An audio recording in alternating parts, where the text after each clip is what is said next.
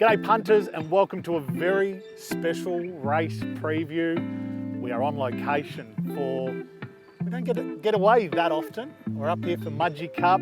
Sam Wood, Pat Allendorf, how are you big fella? Thanks for picking me up. It's funny you say we don't get away that often, but I pick you up from the airport today thinking that we're going to have a good bit of banter in the car and you sleep for 3.5 hours on the way to Mudgee. I wanted to get my energy up before the Calcutta tonight. So we are up here in wine country.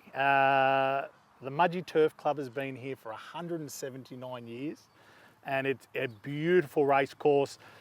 It's been, I think, since we booked this in, we were talking to people about coming up here. We had so many people say that this is one of the best country cup meetings on the calendar, and the Calcutta tonight is the best on the calendar.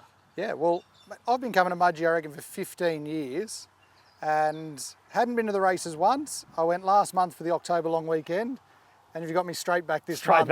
Straight back. I'm telling you, it was an awesome day there last month. So I could only imagine what Cup Day is going to hold for us, and even the Calcutta night. Find me someone that's ever been to a bad Calcutta. Yeah, that's true. And they've told us that this one's the best in Australia. So yeah, we've snuck in. Please. We've snuck in and got a table. Tell your story. Tell your story about how you got us the table. Maybe give her a shout out, the lady that's given us shout out to Beck. I called up and said that she told me the Calcutta's fully booked.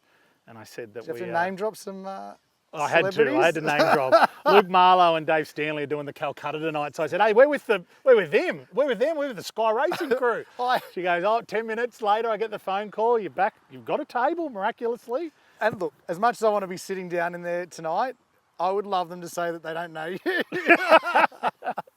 There's me and Marlowe and then I think my mum we're actually sitting here on my mum's farm, which is lovely. Thanks, Mum and Richard, for letting us film, which is fancy. Brilliant. And I called Mum and I said, there's no more tables at the Calcutta. And she said, no, I got one. I said my son's doing a podcast there. I'm like, okay.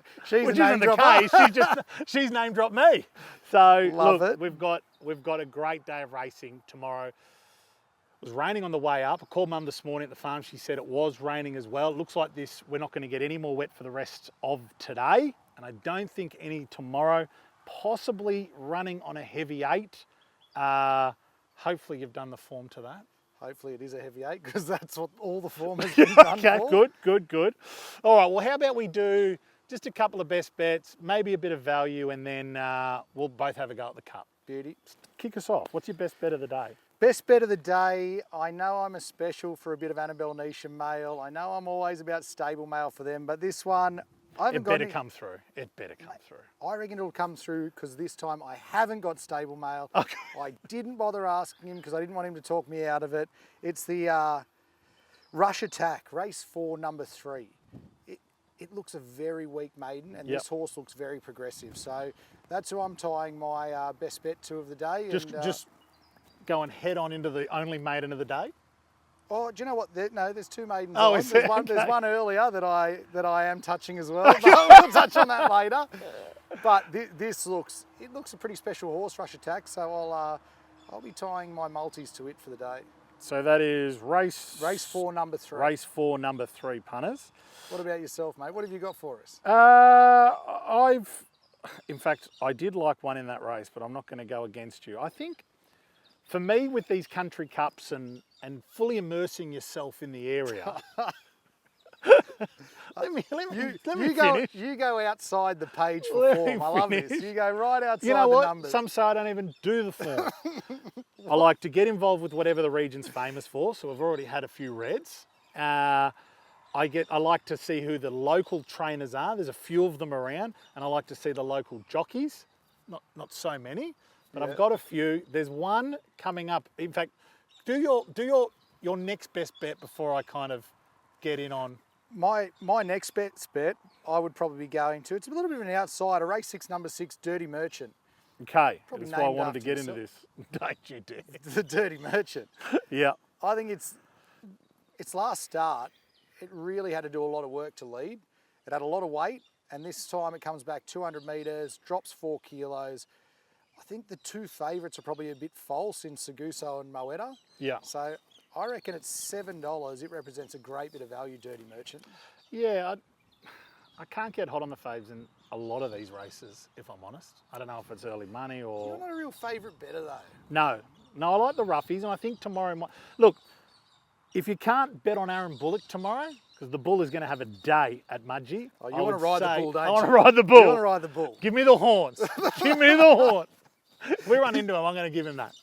Yeah. You're going to do that to him? Nah. Okay. But yeah, I think the bull's going to have a big day. I think the bull's going to have a big day. And I think he's going to have a...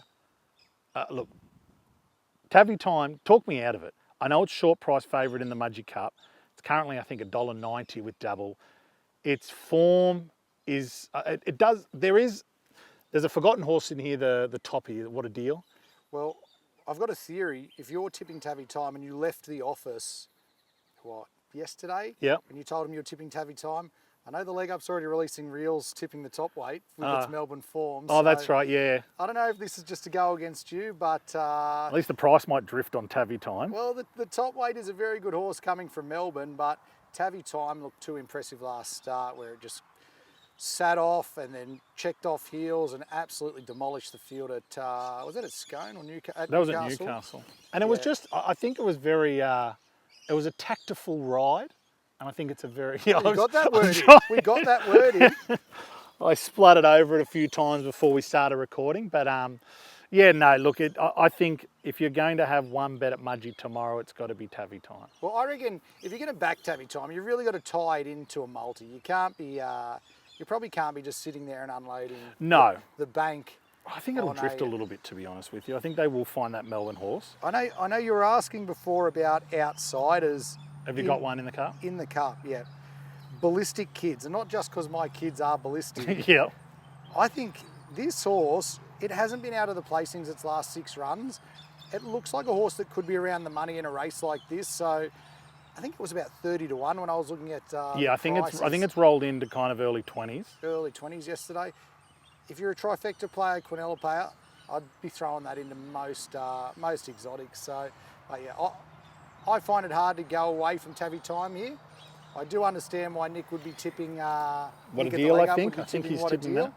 But yeah, I guess with Ballistic Kids, that could be a good trifecta to play for tomorrow. Yeah, and I think you could, if you want to play the exotics, throw Irish Kisses in there.